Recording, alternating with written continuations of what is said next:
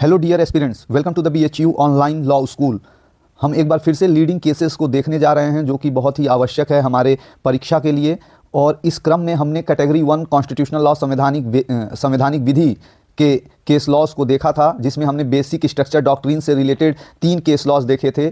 पहला केशवानंद भारती केस 1973 का, और इसके बाद Minerva mills versus union of India 1980 का, फिर IR कोहलू versus state of Tamil Nadu 2007 का। इसके बाद हमने राइट टू प्राइवेसी से संबंधित केसेस देखे थे, जिसमें जस्टिस KS पुट्टास्वामी और national legal service authority versus union of India का। इसके बाद स्टैट्यूटरी प्रोविजन किन केसेस में ऑनरेबल सुप्रीम कोर्ट ने स्ट्रक डाउन किया था, इस संदर्भ में भी हमने केस लॉ देखा, जिसमें सबसे पहला केस लॉ जो बहुत ही महत्वपूर्ण है वह है नवतेज सिंह जौहर वर्सेज यूनियन ऑफ इंडिया 2018 का केस, जिसमें ऑनरेबल एपेक्स कोर्ट ने सेक्शन 377 को अनकॉन्स्टिट्यूशनल डिक्लेयर करते हुए उसे स्ट्रक डाउन कर दिया। इसके बाद हमने देखा Shreya single versus union of India के केस लॉ को, जिसमें सेक्शन 66A जो IT एक्ट का था वह स्ट्रक डाउन किया गया ऑनरेबल सुप्रीम कोर्ट के द्वारा। और इसके बाद Shayara Bano versus union of India 2017 का केस, ये ट्रिपल तलाक केस के नाम से भी जाना जाता है, Joseph shine versus union of India 5 जजेस। और अंतिम में section 497 Joseph shine versus union of India, जिसे आर्बिट्ररी बताते हुए एडल्ट्री के क्लॉज को भी स्ट्रक डाउन किया गया ऑनरेबल सुप्रीम कोर्ट के द्वारा। इसके बाद हमने एजुकेशन मैटर और माइनॉरिटी इंस्टीट्यूशन से रिलेटेड जो केस लॉज देखे वह 3 case laws, TMA Pai foundation and others versus state of Karnataka. इसके बाद PA Inamdar versus state of Maharashtra, Pramati educational cultural trust versus union of India and others 2014। फिर पावर ऑफ स्पीकर को लेकर के जो केस लॉ है वह है Qeshm Megha Chandra Singh versus honourable speaker Manipur legislative assembly 2020। इसके बाद रिजर्वेशन से रिलेटेड जो केस लॉ है वह है Indira Sahni and others etcetera versus union of India and others etcetera 1992 9 जज judgment. Jarnail Singh and other versus Lakshmi Narayan Gupta and others 2018। Right to die with dignity common cause versus union of India and another 2018। इसके बाद section 12 से related जो हमने case laws देखे हैं वह है Pradeep Kumar Biswas versus Indian Institute of Chemical Biology, curative petition article 142, AR Antulay versus RS Nayak, Rupa Ashok Hurra versus Ashok hurrah.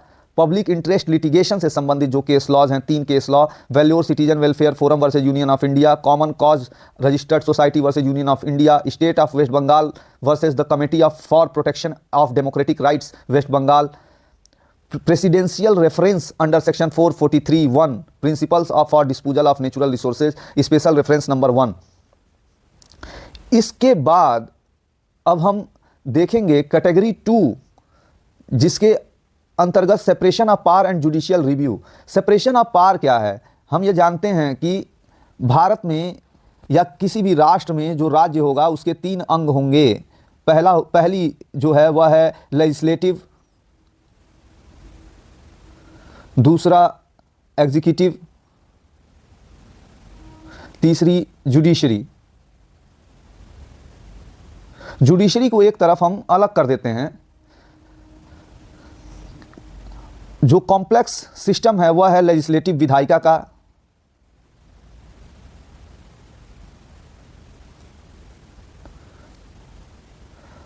और एग्जीक्यूटिव का आपस में तालमेल। संसद का उदाहरण अगर हम लेते हैं, अपनी पार्लियामेंट का उदाहरण अगर हम लेते हैं, तो पार्लियामेंट में प्रेसिडेंट, लोकसभा और राज्यसभा, यह तीनों मिलकर के पार्लियामेंट बनाते हैं। लोकसभा का जो चुनाव होता है वह डायरेक्ट एडल्ट फ्रेंचाइज के बेसिस पे हर व्यक्ति अपने अपने सांसद को, MP को चुनने के लिए वोट करता है। यह चुने हुए MPs जिस पॉलिटिकल पार्टीज़ के भी 550 के अराउंड, 545 के अराउंड हमारे पास लोकसभा सीट्स है, इसमें जिस पार्टी की बहुमत होगी वो पार्टी एग्जीक्यूटिव के रूप में कार्य करेगी, सरकार का निर्माण करेगी, सरकार के हैसियत और दायित्व का निर्वहन करेगी प्रेसिडेंट के नेम में। यानी कि जो विधायिका है, जो हमारी ये लोकसभा है और जो हमारी राज्यसभा है, इसमें जो सांसद चुने जा रहे हैं, यह सांसद मिल करके जो बहुमत दल होगा वह एक सरकार का निर्माण करेगी और बहुमत दल का जो नेता होगा वह प्रधानमंत्री होगा।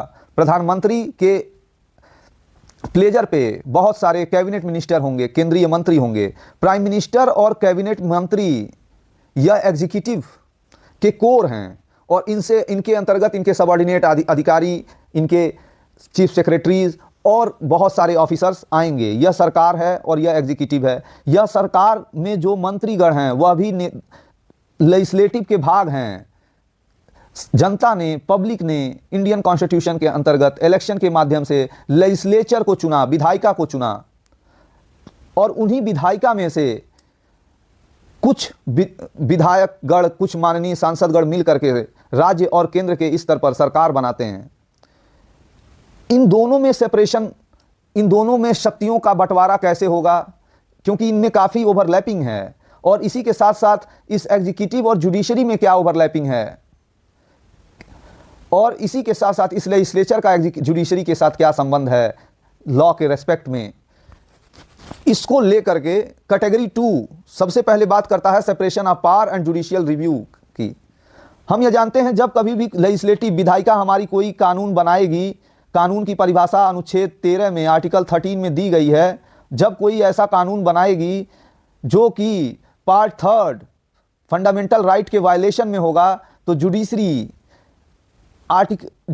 आर्टिकल 13 के अंतर्गत अगर कानून किसी राज्य के पदाधिकारी द्वारा या लेजिस्लेटिव द्वारा या स्टेट के द्वारा, एग्जीक्यूटिव के द्वारा बनाया गया है या पास किया गया है और वह एग्जीक्यूटिव व लेजिस्लेटिव आर्टिकल 12 के अंतर्गत या कोई संस्था जो आर्टिकल 12 के अंतर्गत स्टेट, राज्य, सरकार की परिभाषा में आती है, तो जुडिशरी उस कानून को, जहां तक कि वह कानून पार्ट 3 फंडामेंटल राइट, मूल अधिकार के उल्लंघन में होगा, इनकॉन्सिस्टेंसी में होगा, उतने पार्ट को judiciary null and void declare कर देती है, शून्य घोषित कर देती है। Separation of power and judicial review activism. पहला केस लॉ है Kihoto Hollohan versus Zachillhu and others 1992। इस केस के माध्यम से संविधान के 52वें संविधान संशोधन में जो एंटी डिफेक्शन लॉ डाला गया था अनुसूची के अंतर्गत, उसे स्ट्रक डाउन किया गया, समाप्त किया गया। SR Bommai and others versus union of India and others. President के द्वारा जो प्रोक्लेमेशन, जो घोषणाएं की जाएंगी, वह भी जुडिशियल रिव्यू के अंतर्गत आएंगी। जुडिशियल रिव्यू का अभिप्राय कि न्यायपालिका यह जांचती है कि जो भी कानून पारित किए गए हैं वह कानून कहीं से भी फंडामेंटल राइट्स के वायलेशन में तो नहीं है। जैसे अभी आप हाल ही में जो करंट इवेंट है अगर उस पर देखेंगे, जो कि अब तो आपके परीक्षा में, जो अगर हाल ही में है तो नहीं आने वाला, लेकिन अगर यह परीक्षाएं मई, जून, जुलाई के आसपास होंगी तो यह प्रश्न पूछा जाएगा। जो इलेक्टोरल बॉन्ड को लेकर के कानून लाए गए थे और पॉलिटिकल पार्टीज को इलेक्टोरल बॉन्ड के जरिए चंदा मिल रहा था, डोनेशन मिल रहा था, इस लॉ को ऑनरेबल सुप्रीम कोर्ट ने इलेक्टोरल बॉन्ड में कुछ कंडीशन ऐसी थी जिससे कौन सी कंपनी किस पॉलिटिकल पार्टी को कितना पैसा दे रही है, इसकी जानकारी आम नागरिक को, जो आम नागरिक है देश का, उसे नहीं मिल पा रही थी, उसे नहीं दिया जा रहा था, या आरटीआई के भी एम्बिट में नहीं आ रहा था, उसके दायरे में नहीं आ रहा था। ऑनरेबल सुप्रीम कोर्ट ने इसे स्ट्रक डाउन करके अनकॉन्स्टिट्यूशनल, गैर संवैधानिक बता दिया। ठीक इसी प्रकार से क्योटो होलोचलन जजी चिल्लू में 52 अमेंडमेंट को, एंटी डिफेक्शन लॉ को अनकॉन्स्टिट्यूशनल बताया गया। फिर बताया गया कि प्रेसिडेंट भी अगर कोई प्रोक्लेमेशन करेगा, कोई उद्घोषणा करेगा, तो वह भी जुडिशियल रिव्यू के अंतर्गत आएगा। और 1995 में या 92 में या 94 में और 95 में यह मामला सेटल होता है L Chandra Kumar versus union of India से, जिसमें power of judicial review of constitutional court पर चर्चा की गई और बताया गया कि यह एक बेसिक स्ट्रक्चरल डॉक्ट्रीन का हिस्सा है। Independence judiciary and appointment of जजेस को लेकर के केसेस हैं हमारे पास। Supreme court advocates on record association and another versus union of India 2016। ये एनजेएसी के नाम से भी जाना जाता है। Independence judiciary is the basic structure of the constitution 2016 में। वर्तमान समय में भारत में सुप्रीम कोर्ट में, माननीय सर्वोच्च न्यायालय में जो न्यायमूर्ति, माननीय न्यायमूर्ति का जो अपॉइंटमेंट है वह कोलेजियम सिस्टम के द्वारा किया जाता है। कोलेजियम सिस्टम का अभिप्राय है चीफ जस्टिस प्लस 4 सीनियर जजेस of supreme court of India. ये कोलेजियम सिस्टम सुप्रीम कोर्ट में प्रैक्टिस कर रहे एडवोकेट्स, हाई कोर्ट्स में प्रैक्टिस कर रहे एडवोकेट्स,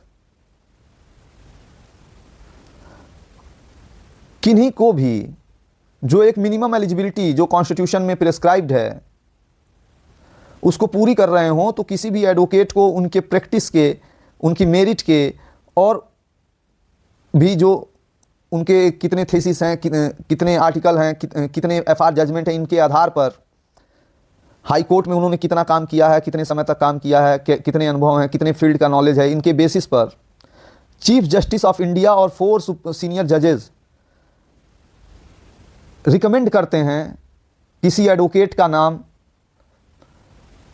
गवर्नमेंट ऑफ इंडिया को, यूनियन ऑफ इंडिया को, और यूनियन ऑफ इंडिया से एक्सेप्टेंस हो जाने के बाद president, chief justice of India को और अन्य अगर कोई जज हैं तो चीफ जस्टिस ऑफ इंडिया उन्हें शपथ ग्रहण कराते हैं। ठीक इसी प्रकार हाई कोर्ट्स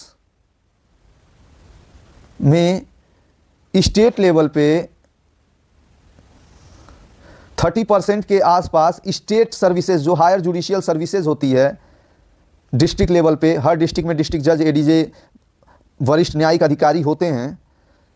पूरे प्रदेश से 30% या जितना भी अलग अलग स्टेट का प्रतिशत होगा, हाई कोर्ट में उतने प्रतिशत स्टेट हायर जुडिशियल सर्विसेज से एक्स्ट्रा ऑर्डिनरी हायर जुडिशियल जजेस, डिस्ट्रिक्ट जजेस एलिवेट किए जाते हैं थ्रू प्रमोशन इन हाई कोर्ट। और इसके बाद जो बची हुई सीट है 60 से 70%, इनका चयन हाई कोर्ट के चीफ जस्टिस और 2 सीनियर जज किसी भी एडवोकेट का नाम रिकमेंड करते हैं to collegium of supreme court, and then collegium of supreme court again recommend name to state, to union of India, and then appointment of high court judges.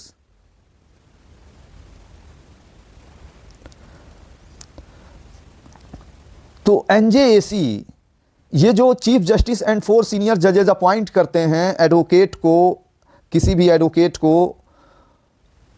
Practising advocate को